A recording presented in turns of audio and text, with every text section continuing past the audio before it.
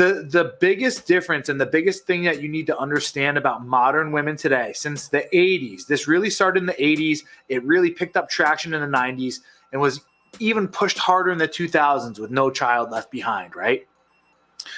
The second our school systems, elementary school became state-funded with a state-funded curriculum, we adopted a model of turning our youngest kids into activists. Now, this was a model that was seen since the 70s that's been perpetuated in our college and universities. Our colleges and universities are no longer about training people to become logical, free-thinking, critical-thinking individuals that learn like a hard skill that translates directly over to the workforce, right? Instead, colleges and universities are indoctrination camps that are meant to turn people who have been indoctrinated previously due to entertainment and media in their education system in elementary school even deeper into ideologues and activists. You have to understand this. Now, go back, I'm sure, so I see this quite a bit. My statistics for YouTube is this. It's 100% men, and they're all ages 25 to 45. That's it. That's who I'm speaking to. So I know for a fact that you gentlemen had all gone through an elementary school to which you were indoctrinated into the Matrix. Now, remember the last time I spoke and I brought up what the Matrix was. The root word of Matrix means the womb or mother. The Matrix is simply the reigning body today, the reigning consciousness, where everyone is indoctrinated into a gynocentric world led by women, women's feelings, women's emotions, women in power, men lowering themselves down and their accomplishments down to make way for women. It's under the guise of equality as we understand. Their foot soldiers are the feminists and the Marxists, right? How this happened in elementary school coming up is you gentlemen were put through a school system by which it was under a feminine standard where you were locked into a orderly room where you had to sit still for hours on end and you had to behave and stop fidgeting. And if you were fidgeting, you were punished. And if you were punished, you were told you were a defective female, essentially, and you were put on drugs, right? From there, you were also indoctrinated with the subconscious worldview of understanding that aggression, fighting, going after your goals, being competitive, not focusing on yourself and trying to move yourself up the dominance hierarchy, those were all negative and bad things because we lived in a quote-unquote patriarchy. Even though they didn't say the word patriarchy then, that's what they were subliminally telling you. Furthermore, they were subliminally conditioning you by making you understand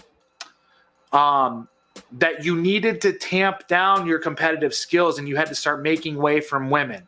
The yes girl, you go girl, all women can become presidents and CEOs and astronauts and fucking matadors or whatever the fuck they want to become. You men need to get out of the way. Don't compete against women. You need to be nice. It's their turn, right? The biggest thing that I talk about too is this. I say this with men. The reason why the school system really indoctrinated you is that men don't learn the lessons and then get tested. They get tested and then they learn the lessons. That's why men must go on a hero's journey. This journey is what teaches you the lessons of life, of where you match up, where you meet up, right? Where you need to meet up to a certain standard. You have to go and be forged in the fire.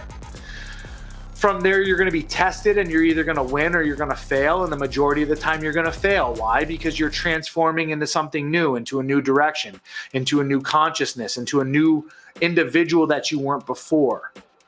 And that's beautiful. That's beautiful. Failing is beautiful for men. And I hate using the term beautiful. I think it's a little bit too, feminine. But one of my biggest things that I do discuss in my new book is understanding beauty. Beauty, aesthetics, right? Truth is beauty. Aesthetics are beauty. Optimization is beauty to men, right? We are very beauty driven.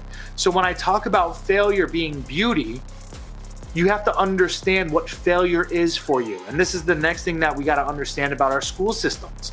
Our early education systems do not allow you to fail.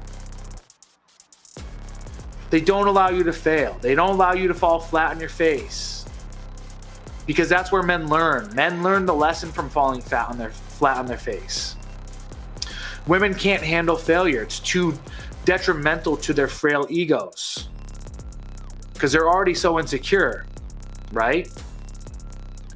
So you have to understand what the matrix is before we start to talk about why empathy is being promoted and touted. So, because we live in this matrix now, or they're trying to really implement this matrix now, so that's the next point that I wanted you guys to understand. Now all these people are the foot soldiers of this new world order, so to speak, right? This Marxist revolution where they are saying down with the patriarchy, down with the ways of tradition, down with the ways of old.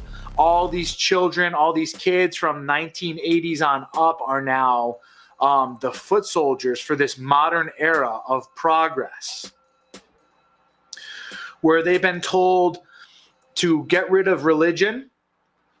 The new religion is this religion of this Marxist indoctrination where we're all spiritualists. We're all new age spiritualists.